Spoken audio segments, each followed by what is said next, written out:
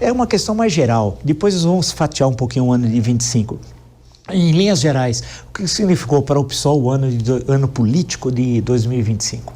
Bem, primeiro, boa noite, professor Marcos. Né, eu tenho que te chamar de professor, porque eu tive muito na faculdade. Boa noite, Adriana. Boa noite. Também a todas as pessoas que nos assistem. O 2025, acredito que foi um ano muito importante para a história do Brasil. Foi um ano marcado por muitas turbulências políticas, marcados por fatos impressionantes, né? Então, esse ano nós tivemos no Brasil o tarifaço, né? Foi a primeira vez desde a nossa redemocratização que o Brasil sofreu uma sanção dos Estados Unidos. Foi a primeira vez que isso aconteceu no nosso período, né? De uma forma tão intensa que marcou a vida política no Brasil, né? Depois tem o Brasil na política antes e depois do tarifaço.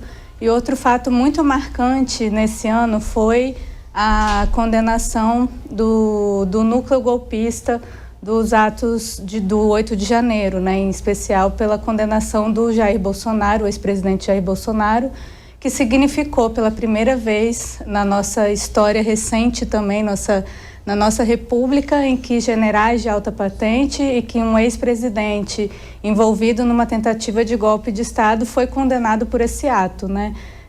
Claro que nós vamos debater depois as consequências e tudo mais, mas acredito que esses dois fatos, eles foram muito importantes. E um terceiro que eu colocaria também é a COP30 no Brasil. Acredito que foi um momento também muito importante, porque além da gente realizar um evento desse porte no coração da Amazônia, eu acredito também que esse debate ambiental, ele é um debate que vai marcar a nossa geração por ser, né, por nós estarmos vivendo uma sequência de eventos climáticos extremos. Aconteceu de novo no Rio Grande do Sul na semana passada, aconteceu em São Paulo também, cancelamento de 2, 3 dias de voo, sei lá, deu uns 300 voos cancelados, um caos completo na cidade.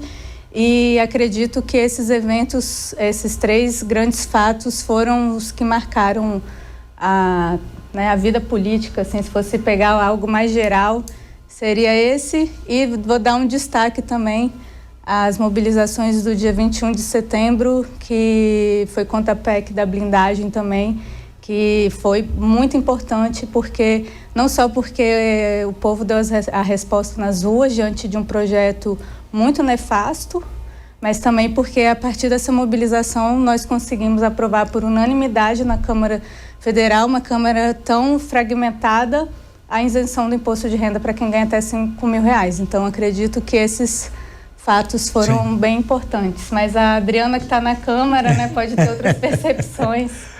Claro, Adriana, deputada Adriana Ventura, como é que deputada, uma análise geral, depois a gente vai particularizar algumas questões, do que foi para a deputada e para o Partido Novo o ano político de 2025? Bom, primeiramente um prazer estar aqui novamente, professor Vila, prazer, Paula.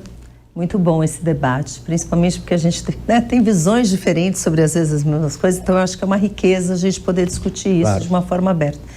Eu acho que esse ano foi um ano muito difícil, um ano, eu acho que de muita desesperança para o brasileiro, né? Algumas coisas boas aconteceram? Sim, talvez, né? Você falou da isenção, algumas coisas que foram unânimes, mas eu acho que, na minha visão, foi um ano muito marcado pela desarmonia dos poderes, pela guerra dos poderes, eu diria assim. Eu vejo o país muito desequilibrado, e não estou falando especificamente de um poder, eu estou falando que sempre um poder parece que avança sobre o outro. Então eu vejo o legislativo se apropriando de muitas coisas que, na minha visão, imagino que na sua também, que na minha visão pertenceriam ao executivo fazer, quando ele se apropria de mais de emendas e tal. Eu vejo um Supremo Tribunal, o Judiciário, se apropriando de coisas que são do Legislativo. Então eu vejo cabos de força no que deveria ser harmônico, na minha visão, porque eu acredito em instituições fortes, mas elas precisam ser respeitosas e harmônicas. Então esse ano, para mim, pelo menos, até porque eu estou num espectro político diferente, eu vejo esse desequilíbrio de uma maneira muito clara. Eu vejo ações com 2 pesos e 2 medidas. Vejo também um legislativo que está muito apagado, que precisa ocupar mais o seu papel. Esse ano eu senti assim, precisa ocupar o seu papel e muitas vezes esse debate não é feito de uma maneira sadia. Tem grandes temas do país, na minha visão, não foram debatidos.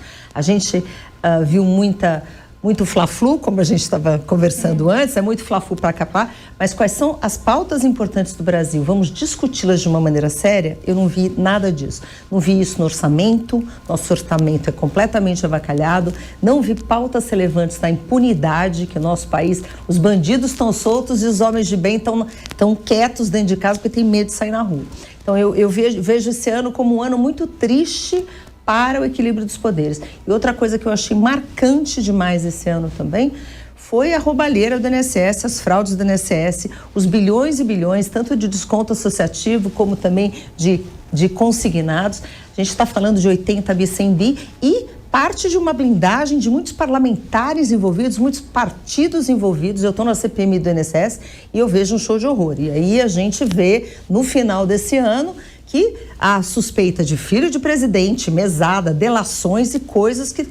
25 milhões mais 300 mil de mesada, então tem muita coisa para ser apurada. Então eu acho que eu espero que 25 a gente use como lição para depois passar limpo. A gente precisa esclarecer as coisas, a gente precisa ter debate sério sobre o que é prioridade para o nosso país, como que a gente coloca o foco no que é prioritário.